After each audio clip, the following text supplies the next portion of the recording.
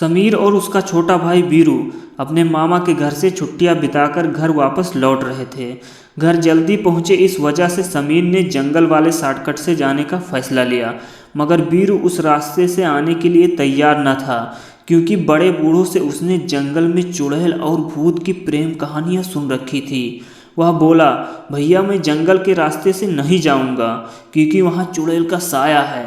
समीर बोला, क्यों तू बेकार में डर रहा है, तेरा बड़ा भाई है ना तेरे साथ, और ये भूत प्रेत चुड़ैल कुछ नहीं होता, सिर्फ मन गढ़ंत कहानियाँ होती हैं, और फिर हम घर जल्दी भी पहुंच जाएंगे। किसी तरह समझा बुझा के समीर ने उसे मना लिया और कार पक्की सड़क छोड़ के जंगल के रास्ते मोड़ ली।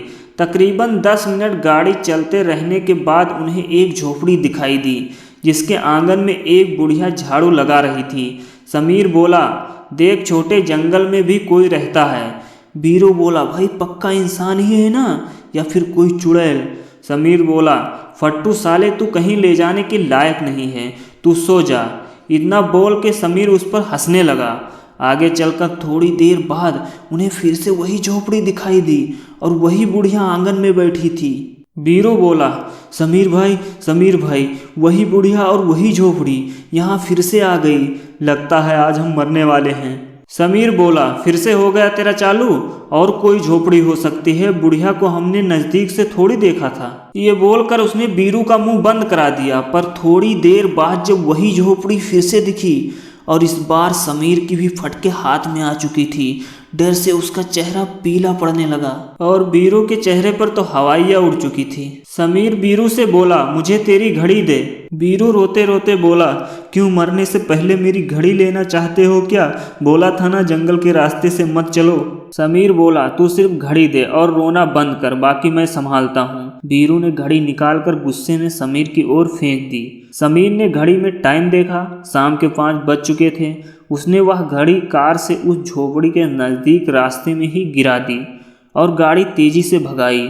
थोड़ी देर बाद उन्हें वह झोपड़ी वापस दिखी, पर इस बार बुढ़िया वहाँ नहीं थी। बीरू रोते रोते बोला, भाई अब हम पक्का मरने वाले हैं। समीर कुछ नहीं बोला। झोपड़ी के नज़दीक पहुंचकर उसी जगह उसने गाड़ी रोक दी और उसे बीरू की घड़ी वहीं पड़ी मिली। उसमें समय हुआ था 5:10। समीर समझ गया कि वह किसी छल के फंदे में फंस गया है।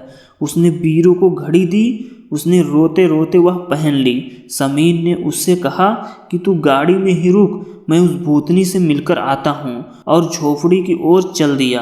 बीरू चिल्ला रहा था, भैया वहाँ मत जाओ, वो चुड़ैल है चुड़ैल। फिर अचानक बीरू के गाल पर एक चमाट पड़ा और आवाज़ आई, घर आ गए छोटे, उठ जा। और बीरू आंख मलते हुए उठा तो गाड़ी घर के आंगन में थी और समीर कार से सामान निकाल रहा था। और जब बीरू ने घड़ी में समय देखा तो 5:10 हो रहे थे। समीर ने आके उससे पूछा, तू नींद में क्या बड़बड़ा रहा था? आज हम मरने वाले हैं, आज हम मरने वाले हैं। समीर की बात सुनकर बीरू खुद पर हंसने लगा। स्टोरी अच्छी लगी हो तो लाइक करो यार, और चैनल को सब्सक्राइब करके ज़रूर जाना, और फेसबुक पर देख रहे हो तो पेज को फॉलो करो। मिलते हैं अगले वीडियो में एक नई स्टोरी के साथ।